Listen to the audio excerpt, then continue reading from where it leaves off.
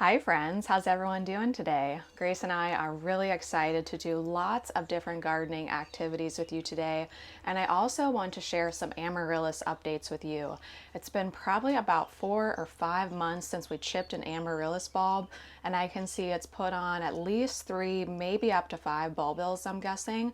So I want to show you that. I want to show you the Amaryllis that I've been growing from seed for, oh my goodness, 2 years now, and it looks exactly the same as it did a year ago. So I think I'm going to take it out of the pot and see what's going on. So we're going to be doing a lot of bulb work today. I want to plant some Nerines in pots over in the hydrangea room for some late season cut flower color. I was kind of talking about that a few years ago. I really wanted some vibrant pink color in late fall, and I thought Nerines would be perfect for that. So we'll do those in some terracotta pots. Then I have lots of dahlias planted in pots on the porch, and I'm going to walk you through my thought process of why I'm doing a lot of dahlias in pots, and then we'll plant some more together. I want to plant some begonia corms in a planter in my front yard, and I'm sure we'll get around to some other things too, but everything is kind of back to normal here, back to normal in my life, and I have caught up on all my writing. So for the entire month of May, I don't have any writing work, which means that we can spend lots and lots of time in the garden together. So why don't we start out with those Nerines, because I know the first time that I ever planted a Nerine, I really doubted myself on the depth. So I want to go ahead and plant those with you today. So here's our Nerine bulb, and I think I'm going to plant 5 in this relatively large, maybe medium-sized terracotta pot. I'm going to leave about 4 inches in between each bulb. So a Nerine is a member of the Amaryllis family. It's related to Amaryllis, Agapanthus, even Narcissus.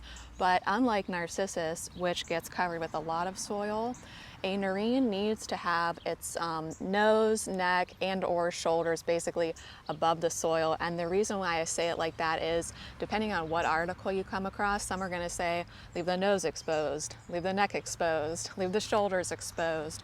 But essentially bury it 2/3 underground and leave the top third above ground, just like you would an Amaryllis, and then you'll be good to go. Similar to a bearded iris, if it's planted way too deeply, you'll get a lot of beautiful foliage, but no flowers at all.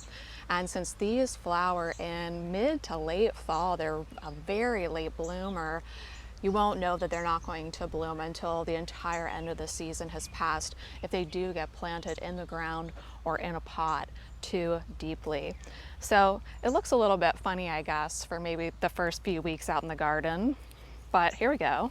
I've just got some standard potting soil in here, and I'll just make a little hole for these Nerines and then cover them up just like that, just like an Amaryllis. You can see my oak tree is throwing all its pollen down on us as we speak. There's pollen everywhere. So this is the straight species that I have, but I believe they also have some white cultivars, some light pink cultivars. This one is more of a hot pink, which is what I was looking for over here in the hydrangea room, is to get some of that really vibrant pink color in the late fall garden. So that's that. Let's do another one. So I'll give these a small amount of water to start, and then once I see that it's pushing leaves, I'll go ahead and water it regularly, but these don't need a ton of water. They're really reliable bulbs. You know what the bulbs remind me of? A crinum. What do you guys think about crinum? I grew those a few years ago. I wasn't really impressed. I must be missing something. Okay, so I'm going to put these on those little stone areas that I have on either side of the hydrangea room.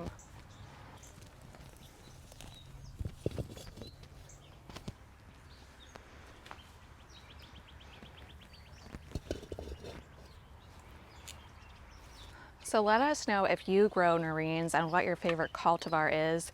And do you prefer to grow them in pots like this, or do you like to grow them in more of a landscape garden setting? I was thinking about planting these among some of my bleeding hearts because since they are a little bit late to put on foliage, I thought it might be nice to plant them near a spring ephemeral. And then as the spring ephemeral goes to sleep, the Nerines kind of start to push their leaves and take over. I haven't tried that personally, but let me know if you have. But this is going to be really beautiful, and I hope now we'll have that late season, bright, bold color over here that I've been missing all these years. So now let me take you over to the porch and show you how I've planted about 75% of my dahlia tubers in pots this year.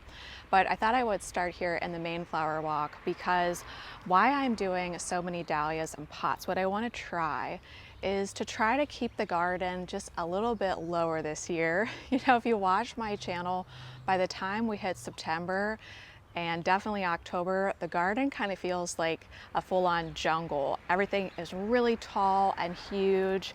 And since I do so many bulb rotations, I thought it would be really nice to have at least one bulb rotation in a pot, so that I can basically start them on my porch right next to where my hose is, and then right as they're about to bloom, just place the pots in the garden for a really nice display. These particular dahlias and lilies that I'm going to show you aren't for cutting, they're just for display purposes. I'm going to be photographing and writing about them this year. So I thought that would be a nice way to save on labor. And also sometimes it's just hard to visualize exactly where to put dahlias in the landscape. At least I really struggle with that personally. You guys are probably really good at that. Here's an update on the driveway garden while we're headed over to the porch. It's looking pretty nice. Hopefully I'll be able to film a garden walk and talk later today. So in all of these pots and all of those pots, I have a whole bunch of dahlias. And I just started them in the pots, planted them about an inch under the soil line, the eye an inch under. Here I did lilies, 6 inches down, all the same lily. And then over in these ones that don't look nice, they're not like the pots that match each other, those are all Saving Grace. This is Saving Grace's family. All right, so now the most fun part of this video, let's take a look at a few of these Amaryllis propagation techniques that we've been trying over the past at least 2 years. So we'll look at the one that we grew from seed first. So what I would say about this is it was easy to collect the seed. It was easy to plant the seed and get it to sprout. But after that, it just didn't seem like these grew at all. And I have no idea why. Now these are 2 years old. I've never taken them out of this pot. So let's actually get them out of the pot, and then maybe something that I haven't thought of will reveal itself. Maybe they just need repotted or something. So here's a sneak peek at the Amaryllis bulb that we chipped. It's looking really good. And maybe these just need to be outside. Maybe I can't give them the sun that they need. Oh, this doesn't feel good. Well, they created little bulbs. That's good. Maybe they're too deep. Oh, okay, this is fun. This is the first time I'm seeing this. Okay. The only thing I can think of, it doesn't seem like they need more space necessarily, but I think what I'll do is separate them, give them both a pot about this size, and then put them outside on my porch and see if they just need more sun. I just can't think of anything else. Let me know what you think. Oh, here's a close-up. Let me know what you think. But it is fun to think that we collected seed and we're at least able to get this far. I'm just gonna keep going with this. Okay, so let me just stick those back in here for now, and I'll do that this evening. This is from a Pink Surprise Amaryllis. All right, so now let's take a look at the Amaryllis where we chipped the bulb. I have not taken this out of the pot ever. This has been living in a grow tent that I have in the basement, so it's been getting as much light as I can possibly give it inside my home. So let's pull it out and see, and I'll link that video. Whoa. Oh my, okay. Whoa. Oh, this is cool. So here's the plastic that I was using to keep the bulb separated. Oh my goodness, look at all these roots. Oh my goodness. Whoa. Okay, this is so exciting.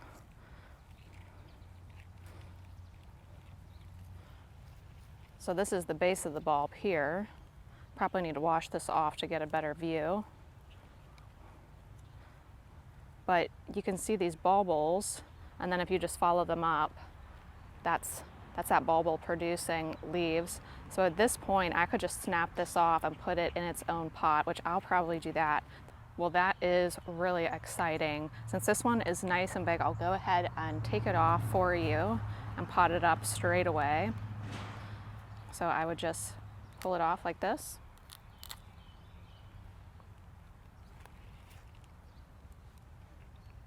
And then look at that. Oh man, Amaryllis are awesome. I washed it off just so we can get a better view of what's going on under the bulb here. So hopefully you can see this. You can see where I had made those incisions, and then you can see where the bulbils formed. I mean, 1, 2, 3, 4, 5, 6, 7, 8, 9. I see at least 9 here, and then we pulled that one off. So I would say approximately 10. I think what I'll do is put this back in the grow tent. I'll go ahead, pot this one up and put this outside. And let's go ahead now and track how many leaves this one is able to get over the course of the summer season. Well, I have to say, this is so fun and so rewarding, and I want to do a lot more Amaryllis propagation in the future. In terms of whether I prefer to grow them from seed or do this chipping, I mean, I think chipping speaks for itself. I only chipped this bulb right here 4 or maybe 5 months ago, and we have at least 10 new bulbs, and some of them have really big leaves for only 4 months of time. And then when you look at this one that we grew from seed, that's 2 years old. What am I doing wrong? What am I doing wrong with this one? But this is so much fun. I'm going to keep on tracking this. Thank you also for reminding me in the comments that you want to see updates on these things. I always keep these experiments going, and it's a nice reminder that I need to keep showing you guys these things so that you all can see what I'm seeing. Because this is just too much fun, isn't it? Look at Grace, I love her so much. Oh, hi. Was it going to give me a kiss? Oh, thank you so much. What was that? Oh, Grace said she wants to go plant some begonias now. Let's go get them. All right, let's check the box O bulbs for my begonias.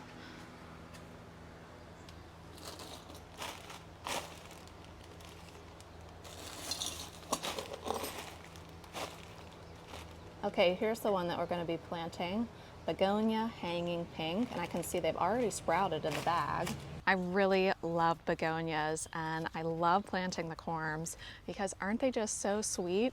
They almost remind me of little birds' nests. You can see these have all already sprouted. They've just been living in the garage, and it's been relatively hot this week. But if they haven't sprouted for you and you want to give them a head start, you can start them inside, you can put them under lights. It's really the heat that's going to cause them to wake up. These little sprouts will turn into the leaves. Tons of flowers are going to come out of these. So it's a pretty long planter box that I have up in the front, but I think I probably only need 6 to get a really beautiful display. So let's go up there and plant these now.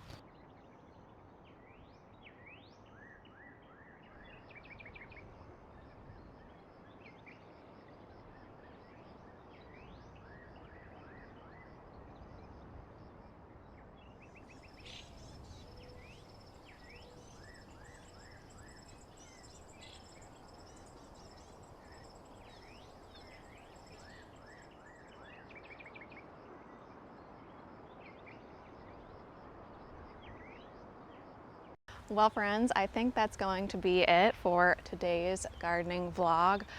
But friends, Grace and I want to wish you a wonderful day out there in your gardens, and we'll see you sometime soon. Bye.